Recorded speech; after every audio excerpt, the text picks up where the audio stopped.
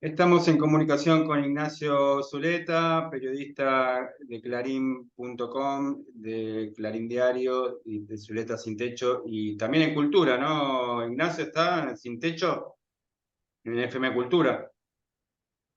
No, el programa terminó el Ah, mes bueno, de, terminó la temporada.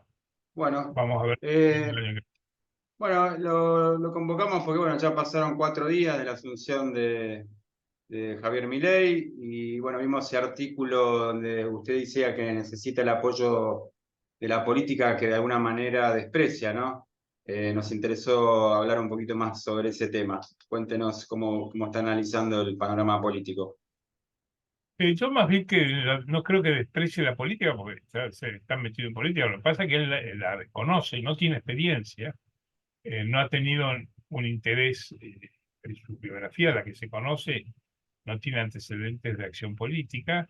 Él no se mueve como un hombre de la política, él es un intelectual, es un economista, asesor de empresas, es un ideólogo de una escuela económica como es la escuela austríaca, que él defiende como una doctrina sana. Él tiene en ese sentido un pensamiento, diría yo, del siglo XIX, una idea escolástica de que las buenas ideas redundan en buenos hechos y que el que sostiene las buenas ideas es mejor que el que sostiene malas ideas. Esa es una visión escolástica, premoderna del pensamiento y de la acción política que ha inspirado muchas ideologías.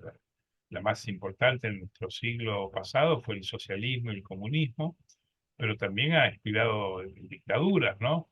Este, la censura de los gobiernos autoritarios se ejercía sobre contenidos perversos que podían llevar a la gente a cometer actos perversos. Ese es un formato muy de, de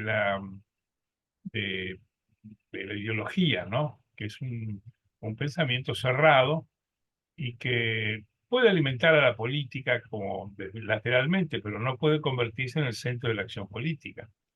En Claro, esto comparte esta percepción con dirigentes como Macri, que habla de las buenas ideas, compartimos las buenas ideas, porque esto entiendo. lleva a un concepto gerencial de la política.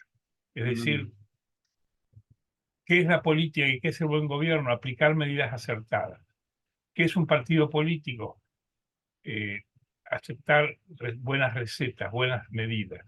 Los partidos políticos, los clubes políticos como nacieron, no son solo un contenido, no es un recetario de soluciones, es una convicción y de ideas, pero también un sentimiento de pertenencia a una familia, a un sector social, a una comarca, a un método de ejercer la acción pública, unos objetivos de acción pública. En este momento este problema es muy evidente en el debate que tiene embarcado el PRO que se reunió el día miércoles, un grupo de dirigentes con sí, Mauricio Macri, que discutió ahí, es la pérdida y la recuperación de la identidad. Ellos creen que Milei les robó la identidad y los dejó fuera del balotaje y es el presidente, pero que tienen que apoyarlo porque las medidas que él toma las hubieran tomado ellos. Eso es claro. entender la política como un recetario, porque se puede, este, qué sé yo, coincidir en las ideas, pero esperar a ver cómo las lleva adelante. Y si Entiendo. él necesita la colaboración legislativa para llevarlas adelante, poner condiciones políticas para que eso ocurra, pero de ahí a expresar que eso es un problema de identidad, creo yo que es una limitación. Una pregunta, ¿por qué piensa que hay tanta cautela con las medidas? Digamos, ¿no piensa que si dilapidó un poco el tiempo, digamos, de causar una buena impresión en la sociedad, el no haber tomado las medidas un poco más rápidos? Entiendo que el periodismo a veces también está con mucha ansiedad y quiere también tener el tiempo ocupado de la pantalla, pero ¿no piensa que de alguna manera se está perdiendo un tiempo que, digamos, que donde todavía la gente está como de luna de miel con el presidente? Me parece que no, porque son 4 días, no tiene ni una, eh, integración de un gabinete completo, recién está designando a la gente. Está Claro, en una transición que es necesariamente lenta, porque él ha entrado en un compromiso con el peronismo de gobierno en el Senado, perdón, en la Cámara de Diputados, y confirmando a muchos funcionarios del gobierno de los Fernández. Por lo tanto, él tiene que ir componiendo, me imagino, y no él, porque él no creo que se ocupe de eso, sino los quienes lo rodean, el equipo de gobierno de él, tienen que ir eligiendo con cautela los nombres que van a llevar adelante yo creo que es totalmente esperable frente a la complejidad del gobierno que asume, con un cataclismo político del oficialismo, un cataclismo político de la oposición, armar una agenda de gobierno que además cumpla con aporte algún tipo de solución, no digo en el corto plazo, que no la va a haber, pero sí en el mediano plazo. Eso yo creo que la cautela es esperable. En cualquier claro. país del mundo se ¿Con tarda qué mucho. con qué nos podemos encontrar en el Congreso, digamos, usted que tiene tanta experiencia analizando No, en estos el Congreso ámbitos? es clara el compromiso que tiene en diputados el partido, el oficialismo de Milei tiene un compromiso con el peronismo y con el PRO, y en el Senado tiene un compromiso con el no peronismo, con radicalismo, más los grupos federales, que son varios, y lo que hicieron el día miércoles, que fue la sesión en donde lograron por primera vez después de muchos años tener la mayoría de 39, cumplieron con un objetivo que es el de desplazar de la conducción de la Cámara al peronismo. Esto es histórico, es muy importante, no ocurría Sí. muchos años, y prepara, para mí, si lo quiero ilustrar con una metáfora, creo que es la última batalla del balotaje, porque la integración del Congreso responde a la primera vuelta. En el Senado se ha logrado completar el balotaje, trasladar el resultado del balotaje, la diferencia entre el peronismo y el no peronismo, a los cargos legislativos, que son fundamentalmente los 5 cargos de los 6 cargos que se votaron: presidencia provisional, secretarías y prosecretarías legislativas y administrativas y secretarías de coordinación.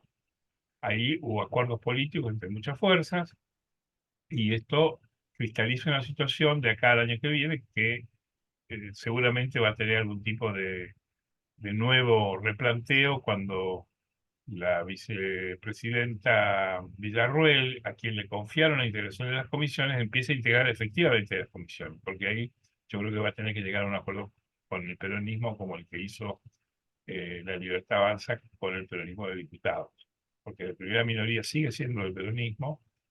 El peronismo va a tener, por el acuerdo que hizo diputados, Milei o Martín Menem con Ritondo y Germán Martínez, de repartir las comisiones por bloques. El peronismo va a tener la mayoría en 4 bicamerales fundamentales, que son inteligencia, revisora de cuentas, DNU, y la que más importante, que no se integra hace muchos años, pero que puede tener un rol muy importante ahora, que es seguimiento de privatización. Entonces, en ese cuadro, yo creo ¿Quién que... quedaría en seguimiento de privatizaciones? No, no, estamos hablando de mayoría, no hay nombre Ah, todavía. mayoría solamente. Ah, pensé que hablaba de las Claro, comisiones. en las comisiones bicamerales hay que nombrar, y el peronismo, por el número de diputados que va a poner en las bicamerales, va a tener mayoría, o va a tener el control, o va a tener Ah, ok, más. ok. Sin control, pero va a tener más. Entonces eso va a hacer la verdadera batalla para gestionar las leyes. ¿Qué va a pasar con las comisiones? Y eso está abierto en diputados y en el Senado. O sea, se han logrado ciertas... creo que está todavía todo muy movedizo. No hay vida legislativa. Claro, Diputados claro. no la hay, está cerrado, y el Senado, al ser la sesión del miércoles, fue acusada por el peronismo de ilegal, porque está en, en, en receso legislativo en la Cámara, y yo no descarto que vayan a la justicia y a la Corte y que haya algún tipo de alternativa, de problema. Porque es El- cierto que la letra de la ley, al no estar llamada a las extraordinarias por el Poder Ejecutivo, eh, la Cámara está en receso. el Senado. Ignacio, le agradecemos mucho la comunicación con Quiero Mi País. No, les agradezco mucho el llamado, ¿eh? Buenas tardes. Buenas